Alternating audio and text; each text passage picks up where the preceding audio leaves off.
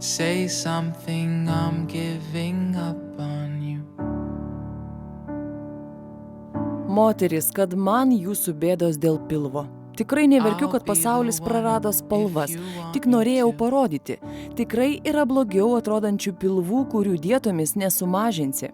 Tokia skaudi žinutė atskriejo iš laiško, kuriuo 33 metų moteris kreipėsi į portalo lrytas.lt skaitytojus rubrikoje Bendraukime. Aš visą laiką sakau, kad aš turiu užpakalį ant pilvo, nes taip ir atrodo. Užpakaliu ši moteris vadina savo pilvą dėl specifinio rando atsiradusio po ekstrinės apendicito operacijos. Tada jai buvo vos 19. Tiesiog jau gelbėjo gyvybę, ekstrinė operacija darė, nedarė apačioje nieko, bet taip jau ir pjovė. Rūta Dičkė, viena iš nedaugelio moterų, kuri išdrįso viešai papasakoti apie savo kompleksus. Dalyvavo portalo lrytas.lt ir klinikos grožio chirurgija surengtame pokyčių konkurse. Turiu paslaptį, droviuosi savo kūno. Olandijoje jau keletą metų gyvenanti Rūta negalėjo patikėti, kad laimėjo šį konkursą, kad grožio klinika parems jos pokyčius ir pilvas jos atvaizdo veidrodyje pagaliau nebebjauros. Jūsų bambytė yra nuvažiavusi šoną. Vidurio linija yra šitoje vietoje, tai mums reikės šiek tiek patraukti vidurį. Ir pilvukas po operacijos jisai turėtų būti plokščias va čia. Taip susitems ir kai suveršime raumenukus, jisai bus grinai plokščias. Dabar išimsim visą va šitą plotą, odos su poodžiu, va šitų kabančių dalies irgi nebelieka.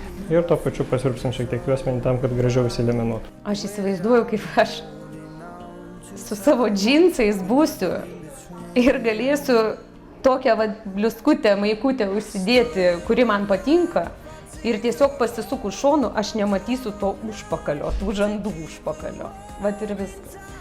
Tiesiog man nematysiu tų guzų. 13 metų Rūta gyveno dangstydama savo pilvą. Per tą laiką ji susilaukė 2 vaikų, po gimdymo dar priaugo svorio, o randas regis vis labiau ryškėjo. Ir kiekvienas daktaras, kuris pamatydavo mano pilvą per tuos visus 13 metų, visą laiką pasakydavo, būdavo tokia frazė: o Dieve, kas tave taip subjaurojo? Aš tiesiog per tuos metus išmokau savo tiek neišreikšto komplekso, kad save įtikint, kad aš nekompleksuoju. Ir gal dabar kažkaip man netgi keista, aš netikiu, kad aš jau to neturėsiu, to baisaus rando ant pilvo. Tai va.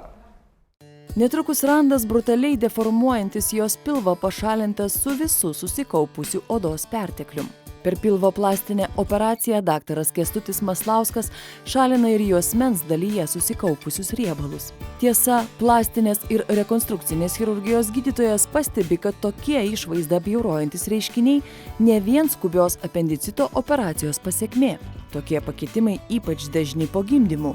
Tada daugumai moterų prasiskiria pilvo raumenys ir kaupiasi odos perteklius, kurio pašalinti be specialistų pagalbos neįmanoma. Moterim po gimdymo dažnai būna prasiskiria tiesiai pilvo raumenis ir tokiu atveju pilvo siena gaunasi ne visai plokščia ir net užtenka kartais, kad suvalgo tiesiog vieną kitą sumuštinuką ir pilvas toksai tampa kaip nėščios. Vien dėl to, kad nebėra atsparos. Galėtų sportuoti, sakykime, ir dauguma sako, kodėl čia reikia operuoti, galima pasportuoti ir tas susitvarkys.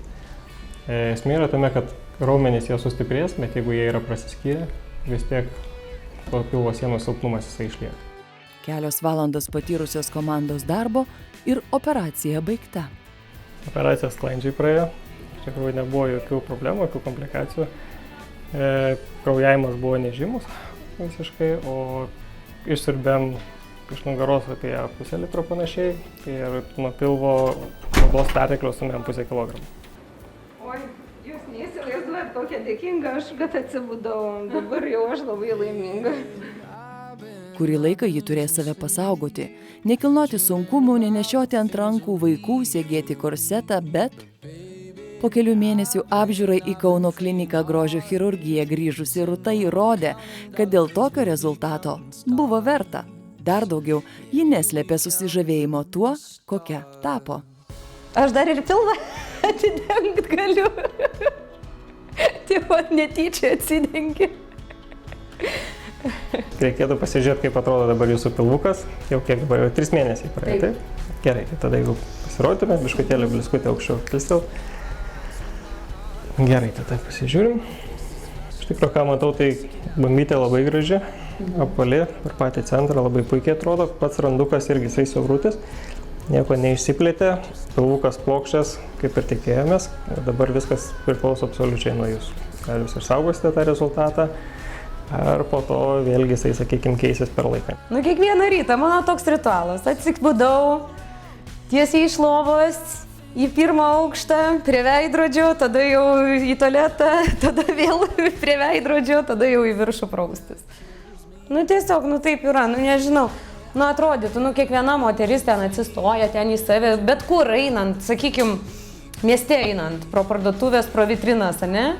Aš einu, tai visą laiką, kiekvienas žmogus eina ir žiūri, kaip čia aš atrodau, kaip čia taip, manai. O aš einu ir visą laiką į pilvą žiūri.